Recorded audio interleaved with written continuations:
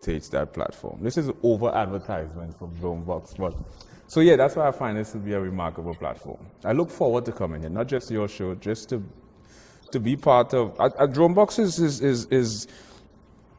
this. It's an ambiguous place. It's unpredictable. You can't really predict what you're going to see next. Mm-hmm. You may see some deep-seated lecture on quantum electrodynamics. Next day, it's some guy, some surrealistic painting, or a guy with a unicorn hat with some music video. So it's a sort of paradigm shift in visual entertainment. We need that.